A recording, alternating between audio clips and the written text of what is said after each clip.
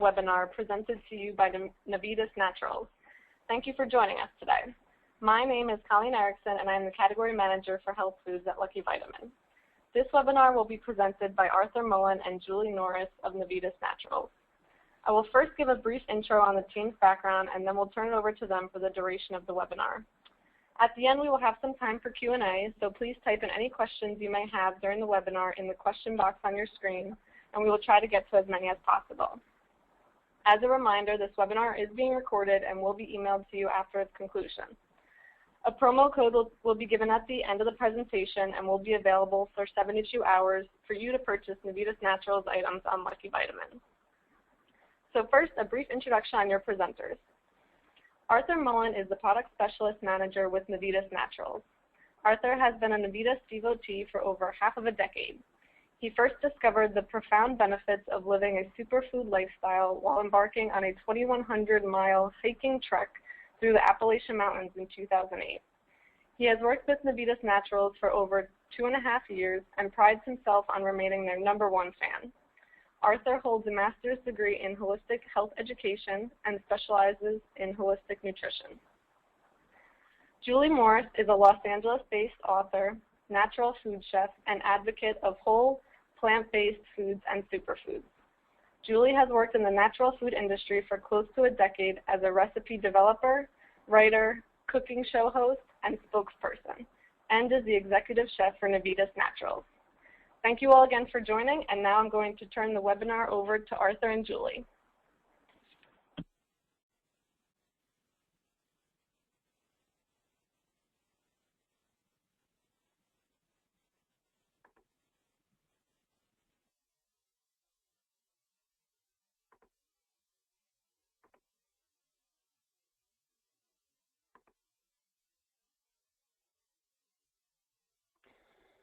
Thanks, Colleen, for that great introduction.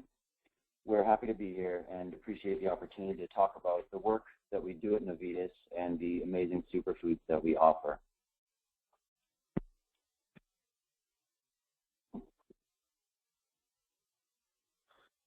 Sorry about that. So maybe a bit redundant here, and I won't bore you with more details about Julie and myself, but here we are again, and this is just our official hello and thank you for joining us. We also have Julie on the line, so hello, Julie. Hi, Arthur. We're so happy to be here. So for today's agenda, we're just going to be talking about A, defining superfoods, B, superfood staples, and C, the importance of enjoyment as part of a superfood lifestyle.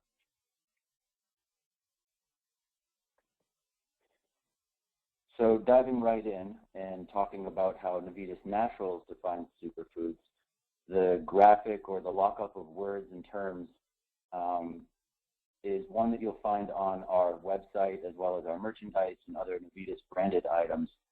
We created and love this graphic because the terms really communicate for us how we define superfoods. And I'm emphasizing we because superfoods is currently a term that doesn't really have a single or operational definition. It's often used as a marketing term in the food and beverage industries to describe any number of products that are proposed or supposed to provide some type of a health benefit. The Oxford Dictionary definition states that a superfood is a nutrient-dense food considered to be especially beneficial for health and well-being. And I certainly don't disagree with that definition, but there really is so much more to be said for what a superfood is or should be. These foods are truly outstanding, and in order for them to provide for us all that they have to offer, they should be highly regarded and cultivated and brought to market and consumed with mindfulness and care. Many of the superfoods have evolved over time, overcoming unbelievable climate conditions and have been cultural staples in diets and healing practices for centuries. So superfoods are not only nutrient dense, we think that they should also be organic, non-GMO, minimally processed to preserve all their inherent super nutrient properties and sustainably sourced from places around the world where they thrive naturally. Navitas Naturals offers over 35 different superfoods and superfood snacks. All of them are certified organic, certified by non-GMO projects, minimally processed, globally sourced, and without a doubt, each one of them provides either an outstanding amount of nutritional value per calorie or a set of unique properties that are rare and nourishing to the body or one's overall well-being. So today, we're going to review 5 superfood staples. We'll touch on some of the product attributes, including product story, or where's the product's origin, how has it been used historically, as well as processing methods, nutrition, or health benefits. But most importantly, we have Julie Morris here to help us understand how easily these foods can be incorporated into our modern everyday lives. She's going to challenge that idea that consuming health foods has to be painful or earthy tasting, an experience that we have to force into our daily regimen. It's not the case at all.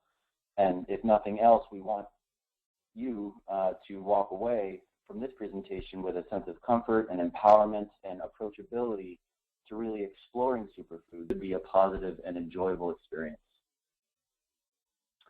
This is one of my personal favorites and is a staple superfood. Cacao in 5 different forms, delicious, healthy fat that has been cold pressed.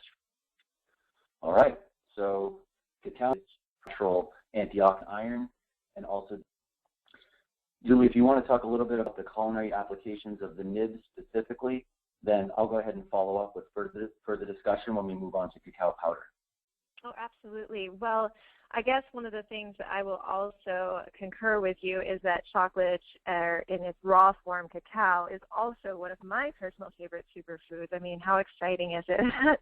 Raw chocolate is, in fact, truly good for us. That's always so much fun.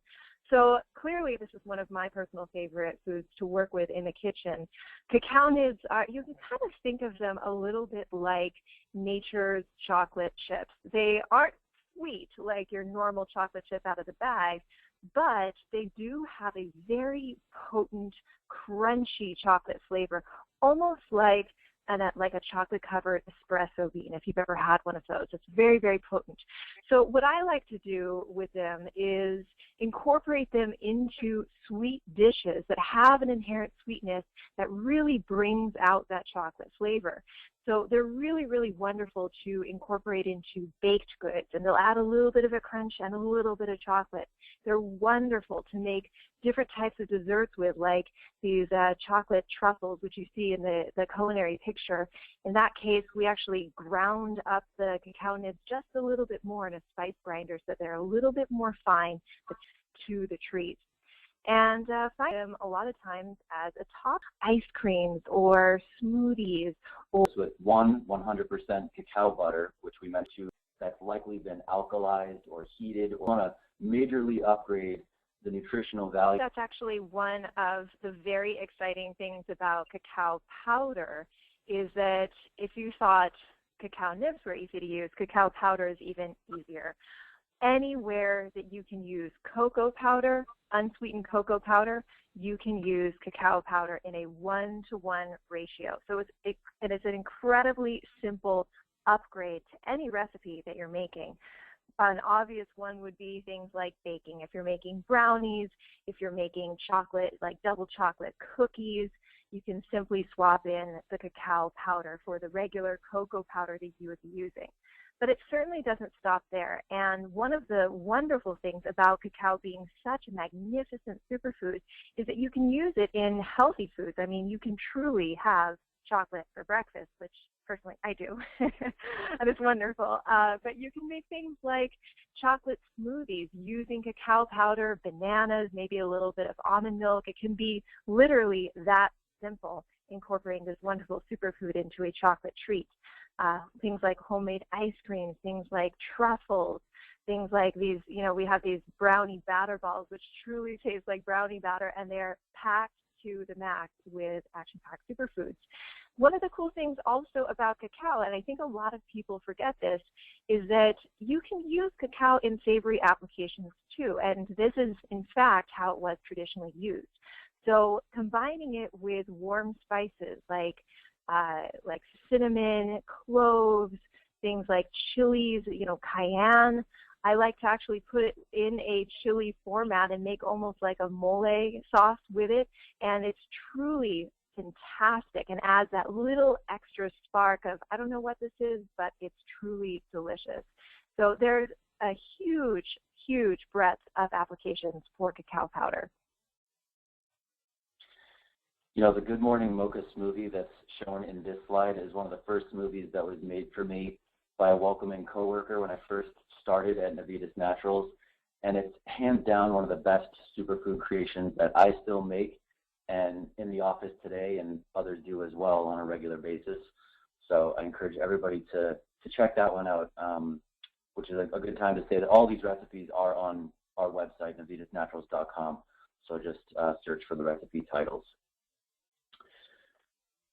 So moving on, let's talk about chia.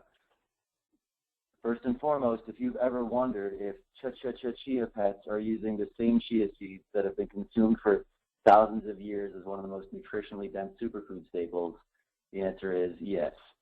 And this is sort of unfortunate because these little seeds have so much potential when consumed as a food, but at the same time, anything that brings awareness to them is a positive because they really should be acknowledged and incorporated into everybody's diet and life. Navitas makes this easy by offering chia in a whole seed form as well as a powder form. So again, we have our infographic, which pulls out some of the fun facts about chia and also provides some education on what the specific nutrients that are found in chia do for our bodies and overall health. But let's review some of these in greater detail. So chia really reigns supreme in the plant world for providing omega-3 fatty acids. Chia seeds also provide omega-6 fatty acids, but it's really a special food because compared to other sources of these healthy fats, chia contains a ratio of omega-3s to 6s that's roughly 3 to 1, which really means that by consuming chia, you can help reduce inflammation in the body while supporting joint and brain function, among other things. Chia is also nutritionally diverse in that it really provides a full spectrum of vitamins and minerals as well as amino acids, and is technically considered a complete plant-based protein providing all the essential amino acids. One of the more unique characteristics about chia seeds is that they're highly hydrophilic, which means they attract and absorb moisture like nothing else I've seen. Chia seeds can retain up to 10 times their weight in water, which creates a gelling effect. This rare attribute really makes chia an excellent source of gentle cleansing fiber and also lends itself to many culinary applications as the gel itself is versatile. And on that note, chia is definitely a superfood staple not only because of its nutritional lineup, but it's also one of the easiest foods to incorporate into our diet. And I will hand it off to Julie. So one of the most frequent questions that I actually get, I think it's because chia is such a popular superfood these days, is how to use it in recipes. And my answer is always the same. What's your favorite food? Great, put chia on it, because it really is that easy. One of the wonderful things about chia seeds is that they really have virtually no flavor. So if you're just using the seeds on their own, you only need about a spoonful to get the full benefits from these miraculous seeds. And you can throw them on virtually anything. I mean, we're talking breakfast, we're talking salads, you can put them into soups, you can put them into homemade energy bars. You can really put them on just about anything because of their neutral flavor. However, as Arthur brought up, they do have this incredible gelling property. And this, I think, is where chia seeds really shine as an incredible way to both reduce calories and increase nutrition in recipes, which is one of the ways that I love to use them most. When you incorporate chia seeds in water, you just mix them up with water or virtually any other liquid, you will see this gelling property happen within the time frame of about 15 minutes. And they basically create this little slippery texture around themselves and bulk up with this little gel, which is a really nice textural treat. So with this property, you can make things like chia puddings just with a mixture of almond milk or juice or just a little bit of sweetener. You can make things like sauces, like fresh jellies. You can put them into drinks, like the classic chia fresca, which is so popular in Mexican cultures. Another way that you can use it is in things like dips, where, such as this like guacamole that you see on your screen, the chia seeds actually act as a flavor carrier. So they have all those nice spices in there, and they fluff up, so to speak, the delicious flavor of the guacamole while still being a low-calorie ingredient. So you'll never notice the difference. You'll just be consuming your favorite treat with a little bit less calories, which is why they're such a beloved food in that category. So the properties of chia seeds are truly virtually endless when it comes to the different ways that you can use it. And I really encourage people, just be creative with it. If you can think it, you can probably use chia seeds that way. Nice. I put chia on everything, and in my family, we keep the bag on the refrigerator door, not because they have to be refrigerated, but it reminds each of us to incorporate them into pretty much anything that we're making, including guacamole, salsa, hummus, but also yogurt, smoothies, cereal, soups. We have chia in almost everything that we pull out of the refrigerator. It's like the go-to superfood boost, right? Totally. It's an easy one. So another easy eat right out of the bag superfood staple is goji berries. Navitas offers 2 premium options for, easy ways to incorporate this food into your life. The berries, which are sun-dried and ready to eat, and then there's a freeze-dried goji berry juice powder. And for a berry, goji offers really an incredible lineup of nutrients and potential health benefits. The berries have lots of intriguing mythology and folklore surrounding them, and it's said that ancient Chinese monks who ate gojis lived to be over 200 years old. I'll repeat the folklore and mythology piece because I'm not making a claim that if you consume goji berries that you're going to live to be 200. However, they are definitely a contender for one of the healthiest foods out there and have been shown to have a positive impact on nearly all bodily systems and processes.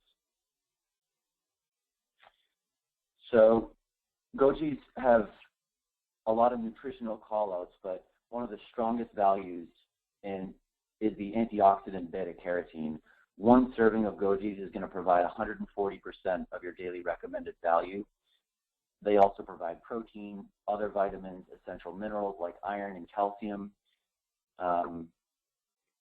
And so one of the most common questions that we get asked about goji berries, or I get asked about gojis, is where are your goji berries sourced? And we maintain excellent relationships with our supplier, which is in Ningxia province in China. Goji berries are native to the Himalayas and China, and we believe that that's where the highest quality berries are found. We have several markers in place to assure that our berries are the best premium quality. They don't contain any undesirable additives or pollutants. They're certified organic, of course, and certified non-GMO, but then they're also third-party tested for a list of contaminants. So these are of the highest quality goji berries on the market. I encourage everyone to try a goji berry all by itself. They're chewy, mildly sweet and delicious. But rather than continue, I will hand it off to Julie from there. Well, as you probably can see from the slide, the dried goji berries, they look a lot like little red raisins. And frankly, that's kind of how I think of them in terms of their culinary application as well. They do taste a lot like a raisin, maybe with a little bit of tartness, almost like a little bit of a cranberry, raisin, cherry combo going on there. And you can use them any way that you use raisins. So I like to use them a lot in baking. I'll put them in things like muffins or in oatmeal. They're absolutely wonderful. They do have a light sweetness to them, so I do sometimes like to blend them into things like smoothies or juices. One of the more traditional ways, while we're on the subject of beverages, is actually to soak goji berries in hot water and drink them as a tea. And it's surprisingly delightful because you have this really nice, lightly sweet, fruity tea. And after you're finished drinking your tea, you get to munch on a little goji berry snack of the plum berries down at the bottom. So that's a really fun, easy way to try them as well. Additionally, goji berries are a natural companion for cacao. I don't know why they go so well together, but they certainly do. So anytime you're making some sort of chocolate treat, put some goji berries in, both for color as well as nutrition. And finally, I like to use goji berries a lot in savory recipes as well. Interestingly, when you try the plumped up goji berry after it's been soaked in water or in juice, they almost taste a little bit like an incredibly sweet cherry tomato. And they go in places very much where other sorts of tomatoes or tomatillos might go. So things like salsas, things like soups. You can use them in pasta sauces. You can use them anywhere where you might think, yes, this could use a little bit of tomato. A goji berry can come in and add a little bit of that tomato element as well as a little bit of sweetness, which is a very, very nice addition. And of course, they have that beautiful color too, that gorgeous, bright kind of orangey red, rich with carotene and lycopene. So it's really, really a wonderful thing to do just to boost the color of your recipes too. Awesome. Thank you, Julie. So moving from China over to Canada, this is where we source Navitas Naturals hemp products. And hemp is another ancient superfood dating back thousands of years to the Kashmir region of India. We offer both a gently processed shelled seed as well as hemp powder. And honestly, there's so much to say about hemp that we could easily spend a full hour talking about it all by itself, and I can say that about any of the foods that we're covering, but hemp has such a rich history and so many applications across industries. It's been used throughout history and continues to be used for textiles, rope making, paper making, food, of course, animal feed, oil, and then healing tinctures. It really provides as much diversity and abundance as a food as it does for its many applications across those industries. So we're going to focus on hemp powder, which one of its most notable attributes is its 50% protein content by weight. Hemp powder is a result of cold pressing unprocessed hemp seeds. So once the hemp oil has been extracted from the fibrous material, we're left with a protein-rich, omega fatty acid-rich, mineral-rich hemp powder. And as a nutritionist, hemp is always one of my top 3 superfood staples that I recommend for people. It provides a broad spectrum of nutrients and contains all the essential amino acids, making it one of the best plant-based proteins and well-rounded foods available. Hemp is another superfood that's extremely versatile regarding its culinary applications, and Julie's going to tell us how we can add a major superfood boost to a variety of dishes. Well, hemp powder is a really interesting powder to use in different applications because, of course, it has a mild flavor. It has a little bit of a nutty flavor to it. But what I love about it is that it does have this protein and fiber boost, which instantaneously makes foods more satiating. Basically, whatever you're adding it to, it's going to make that food much, much more satiating long term. So I love taking a little bit of flour out of baked recipes, for example, and replacing them with hemp powder.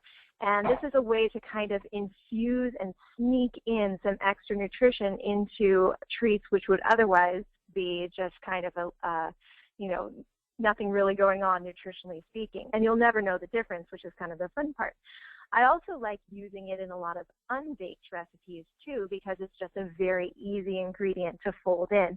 So, for example, you can make your own energy bars made out of truly the best of the best ingredients, where every single ingredient has a purpose and a function, and add in something like hemp powder, a few tablespoons, and get that protein and fiber boost so that you have that long-term energy.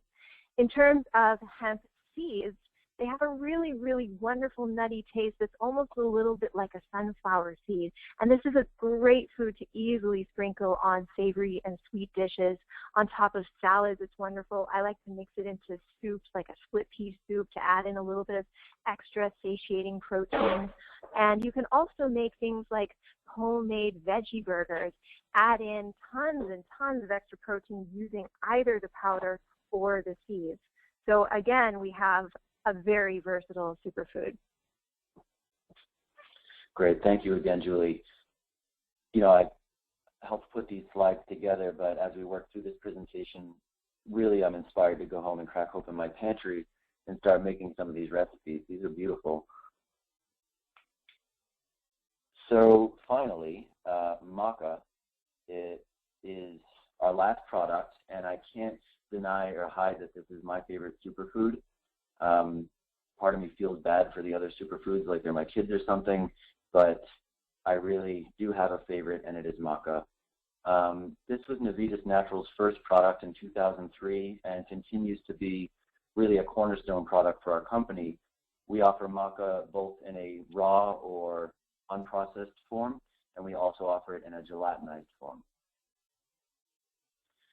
I do want to spend a moment on this infographic slide, bringing attention to the agricultural wonder portion of the green graphic. One of the most impressive characteristics of the MACA plant is the environment that it grows in. MACA is native to and exclusively grows in high altitude regions of Peru and Bolivia. Navitas' MACA is sourced from the Junin Plateau in Peru, which is located at about 14,000 feet elevation, where wind speeds can exceed 100 miles an hour. Temperatures during the hot, sunny day can reach over 100 degrees Fahrenheit, and then temperatures at night can reach below zero.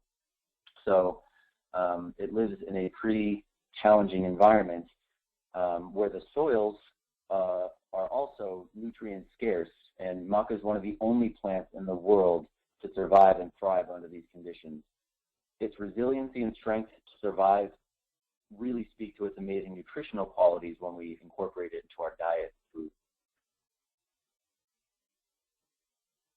So, although MACA is not really a superfood that boasts big numbers as nutritional callouts on the nutritional panel, it does have a very complex array of alkaloids, amino acids, antioxidants, and minerals.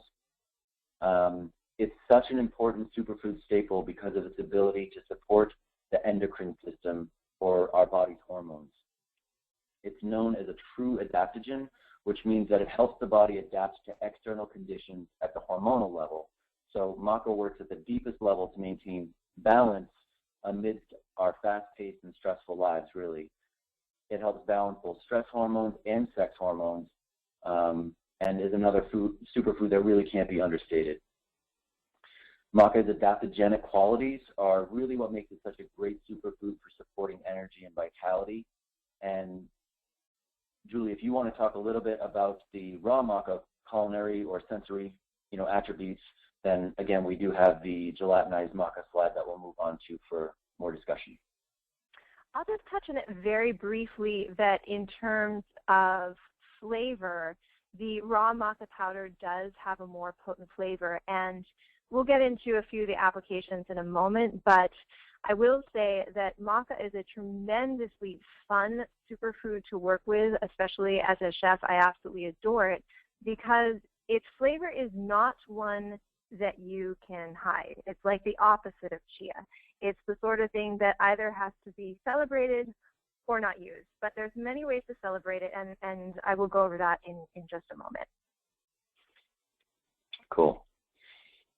So one of the most common questions that we get when it comes to MACA is, what is the difference between your regular MACA and gelatinized MACA? And the answer is that gelatinization is a process that's exclusive to MACA and one that involves heat. So we heat the root of the plant to the point where the starches break down and can be removed from the finished powder. Gelatinization is going to create a nuttier tasting and more easily digested product. Some people prefer the low temperature dried or the regular MACA, and some prefer the gelatinized. I'd say if you're new to MACA, it's worth trying the gelatinized first. Nutritionally, they're nearly identical other than the lower carbohydrate in the form of starch, that's taken out of the gelatinized maca.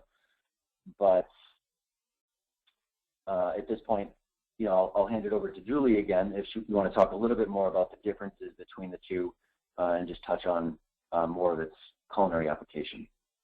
Sure. So as I said, maca has a strong flavor, and if you've never tried it, it's not something that you will forget quickly. Imagine something that is earthy, has notes of carrot, has notes of radish, and believe it or not, has notes of butterscotch in there. And that's the best way that I can describe maca. It's incredibly potent, and the gelatinized maca, because it has had its starch removed, it does have a little bit more of a gentle flavor than the raw maca does, but both work incredibly well, and you can use them both in very similar manners. So maca has a tendency to really, really have flavor friends and flavor enemies, I like to call, just in terms of flavor. That's not to say that if you want to use it in a certain application, you can't. I'm just talking about flavor here. In terms of flavor enemies, just so we can scratch those off on the list, most fresh fruit, so things like peaches or apples, they're not going to be flavor friends for maca. Also things like leafy greens, fresh flavors like that, maca is way too earthy for these flavors, and so it stands out too much and not in a good way. In terms of flavor friends, though, maca goes miraculously well with other types of roots, which makes sense because maca is a root. So things like carrots or parsnips or tubers like yams and sweet potatoes, maca blended into like a smoothie made with these ingredients or a different type of soup or even an ice cream goes phenomenally well and really brings out that butterscotch flavor that we love so much. The recipe that you can see on this page, the carrot maca juice, which is actually a recipe from one of my books, Superfood Juices, it's almost like a slushy, and it's incredibly sweet, and yet it has no added sugar to it, but it's just got that little sweet flavor element from the maca. I also love using maca in different types of baked recipes, and maca, I should say, goes incredibly well with things like grains, with sugary foods, sweet foods, things like dates, things that have a lot of caramel flavor to them, and probably the number one food that maca goes well with is chocolate. Maca and chocolate are best flavor friends, and so any place that you're putting in some chocolate chips, chances are maca is going to go incredibly well in there. I will say that the one fruit that maca seems to go well with is banana. So when you're making a smoothie at home and you're putting in some banana and some other like milk ingredients, yogurt, or some chocolate chips or cacao nibs, maca, a little bit of maca goes a long way to make that smoothie extra special and malty, almost like an ice cream. It's really a phenomenal flavor. Excellent. Thanks, Julie. And definitely a food that's worth exploring and finding out that what works for you, because it's an amazing superfood. So we've gone through the superfood staples for this presentation, but if you're still uncertain as to how you might experience or incorporate these foods into your diet, I did want to mention that we have a line of superfood snacks, including this line of Superfood Plus, which is seeds and nuts that have been paired with the foods that we talked about today, including all 5 of them, the cacao, chia, GOJI, hemp, and maca. These snacks are a great way to experience these foods at the introductory level while also enjoying, really the amazing superfood benefits of the gently processed seeds and nuts like pumpkin, almond, and cashew. I wanted to emphasize today the importance of this idea of enjoying your superfoods as part of this superfood lifestyle. In the world today, we put a lot of demand on the next amazing product or food that's going to make us healthier. And the foods that we offer are cultivated with care and brought to your store or pantry with integrity. These foods have been honored and valued for centuries and have made such a profound impact in the world, partly due to that honor and respect that we've had for them. So superfoods provide an immense amount of potential to support and improve health and well-being, but that potential is really maximized by one's own intention and state of mind when you're consuming the food. To further emphasize this point, it's well known that the digestive system is controlled by the nervous system, and if we're stressed out and we're rushing around, or if we consume our foods while we're upset, then the body's really in a fight or flight state. Those mechanisms are activated, digestion is forestalled and compromised, therefore nutrition availability is also compromised, and we're really not receiving the full potential that these foods have to offer. So some proven ways to improve that nutrient availability or the bioavailability of the foods is to breathe, slow down when it's time to eat, try chewing the food slowly and thoroughly, even if it's a smoothie. This is going to tell the body to get ready to receive this nourishment and effectively wakens the digestive system. Eat minimally and low temperature processed foods, because we know that high heat, reductionist processes, additives, preservatives, these things absolutely compromise the body's ability to recognize the foods and then properly and efficiently break them down. And then finally, choose foods that are nutrient dense. Foods that have higher concentrations of total nutrition per calorie are absolutely essential for true nourishment. The takeaways for today are to try to know the story of your food. Where did it originate? Where is it sourced? How has it been used culturally throughout the years or before it was available in the States? Learn the mythology of the superfood. What's your relationship with the food? Are you putting heavy demands on the food itself? Are you open to receiving the potential that the food has to offer? Begin with expressing appreciation or gratitude for these foods before you put them in your blender or your recipe or eat them out of the bag. And try being mindful of just how special they are. And of course, most of all, enjoy your food superfoods. Don't shy from trying out one of Julie's amazing recipes. Visit our website. Experiment with the foods, follow your senses, follow your joy, your intuition, create and have fun. So just want to thank you all for joining us today, and I believe we will put it back on Colleen and then answer some questions.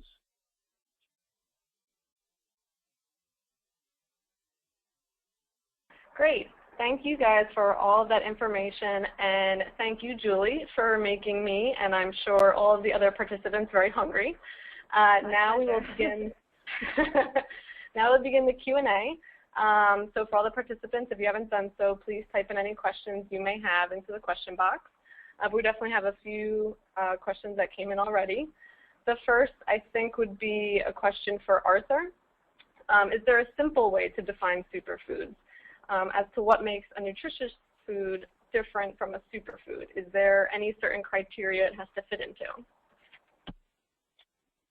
I mean, again, it's not really like operationally defined. There's a lot of foods that you could consider superfoods that are highly nutritious, you know, and we can call them super. I would say that the important part about it is that that food remains organic and non-GMO and really unadulterated, and trying to find it from a source that it's either native to or has or you know, tends to thrive in naturally.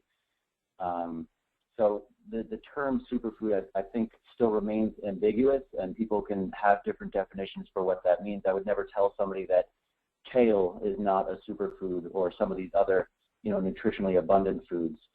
But part of that definition for us, again, is defining the food from basically cultivation to table. Okay, perfect. Thank you for clarifying that. Definitely a few questions came in, people looking for easy ways to use superfoods in meals, meals on the go.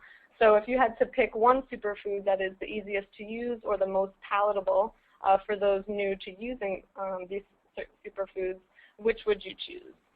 Maybe this question is for Julie? I'll take this one. I would definitely go with chia, just because it is so profoundly versatile one of the things that you can actually do if you are on the go a lot is get one of those little tiny canisters, like almost like a little salt shaker, except that doesn't have the holes on top, so you can pack it into your purse or in your car and genuinely take it with you. So wherever you are, you can sprinkle on a few chia seeds, and it's one of those nutritional upgrades that's totally a better than nothing category of foods, of little upgrades. I mean, chia seeds do have that potential to add in so many omega fats and so much protein and minerals and fiber. You're getting so much bang for your buck with chia seeds that would be my most versatile one. You know, I can add a little bit to that, and I would definitely agree on the chia. And something that I do regularly is to just put chia in a regular, 12-ounce water bottle and either fill it up with water or another beverage, and then just shake it up, and the chia will gelify a little bit, but you essentially have a very nutritious drink that's hydrating and also, has that fiber content, which is a wonderful snack to kind of hold you over in terms of creating that feeling of fullness. Great. Thank you for that. I know that I will probably be adding chia seeds to my drinks now. I didn't know that you could just kind of toss those in there. Another question about chia seeds that came in. Because of chia's absorption properties and the ability to keep you feeling fuller for longer, would you recommend it as an ingredient for those who might want to lose weight? I can respond to that. I think a lot of these superfoods lend themselves perfectly for, anybody's health regimen, whether it's to lose weight or fitness related, as long as they're used in a responsible way. But chia, as something that does help you feel full for longer, is extremely nutrient dense, where a lot of high fiber foods don't have that nutritional complexity to it. So I would definitely incorporate it into any health regimen, regardless of what the goal is. But certainly calorie-wise, you're getting your bang for your buck. And then, of course, that satiated feeling that you get from consuming them as well. And as a disclaimer, of course, as just part of a healthy diet. Otherwise, they're a great addition, definitely. Okay, perfect. And for those customers that are using chia seeds and also, have a large workout regimen, would you recommend it as a way to boost athletic performance or allow for better endurance in training? I would say yes, absolutely. There's two pieces to that. Chia does provide a good amount of magnesium, and it does have the complete protein in it, so it's a great, just nutrient dense food to incorporate into a workout regimen. However, the omega-3 content in chia, again, is unrivaled by other foods, even flax seeds, and those omegas are going to work hard at reducing inflammation in the body. So if you're working out, whether it's endurance or lifting weights, your body will thank you for consuming large amounts of omega-3s to help cool it down, after putting that kind of stress and work on your joints and bones. I wanted to say, sorry, I'm going back one question, but I just wanted to incorporate one more thing about chia, is that because it does have that hydrophilic property of absorbing moisture, it is really important to also remain hydrated. I mean, that goes without saying just in general because it's so important, but consuming the chia seeds pre-hydrated or adding them to a drink is wonderful. And again, they have that gelling effect in culinary applications, but it's just also important to remain well hydrated in consuming them, because you don't want them to, retain moisture from your digestive system as they move through it. Okay, great. That's good to know. And now moving on from chia and over to goji berries. Julie, this question might be for you. For someone who doesn't like the taste of goji berries, is there a way to eat them that will mask the taste, but you still get the nutrients? Oh, yes, absolutely. Yeah, goji berries are kind of nice because they do have a sweetness that overpowers virtually anything else. And so for people who don't like the taste of goji berries, I definitely recommend things like smoothies that have higher power flavors in them, like pineapple or orange.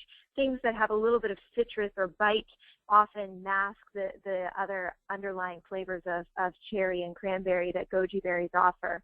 I should also mention that desserts are a wonderful place to hide the flavor of goji berries. If you're interested in that, chocolate is really, really good at kind of taking care of any other flavor aside from sweet. So all you'll taste is a little bit of sweet and not much else.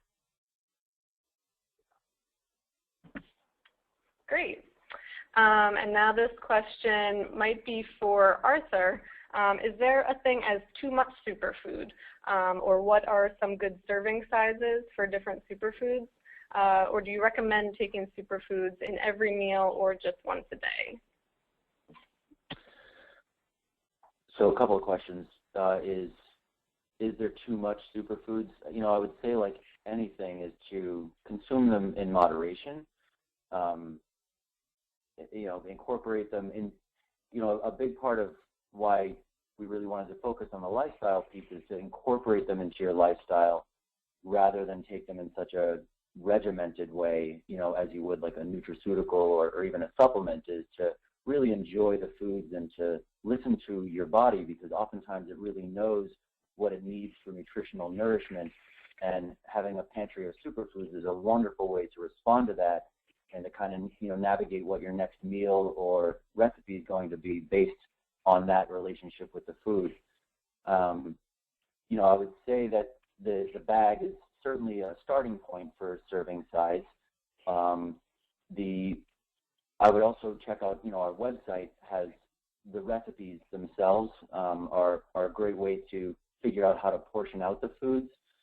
But otherwise, some of the bags have, you know, suggested serving sizes on them, and then otherwise just kind of, you know, if you pick up a handful of goji berries, it's less like something that you would pick up and maybe consume too much of. You know, I don't know how to explain that, but oftentimes real nutrient nourishment kicks in with a food that can actually provide your body with what it needs. So it's calorie empty foods that will have you consuming too much of that food, if that makes sense. Yeah. I'm sorry, but can you repeat the second part of your question? Sure. Do you recommend taking superfoods in every meal or just once a day? I think you kind of answered that. Yeah, that, like I said, is I would, you know, personally, I have a small pantry of superfoods, and I open it up in the morning or after a workout or wherever it might be, and I go with what color I'm attracted to. I go with what, you know, I'm most excited to consume at that point, because I'm not concerned about any of the foods not conforming to my health goals or anything like that. It's more, you know, enjoyment and just kind of, you know, playing it by ear in that regard. Okay, perfect. So on that little three-part question, I actually think we're going to wrap it up now. But thank you, everyone, for attending, and thank you, Arthur and Julie, for all of your great information. Just to let the participants know, if you have not already done so, please register for our upcoming webinar, which is Foundation Training, Move with Confidence, on Tuesday, August 18th at 2 p.m. Eastern Standard Time. For more information, please visit LuckyVitamin.com and search keyword webinar. And now please see the screen for your exclusive promo code. This code is active now and will be active until Friday the 14th at 11:59 p.m. Thank you all again, and I hope you enjoyed the webinar.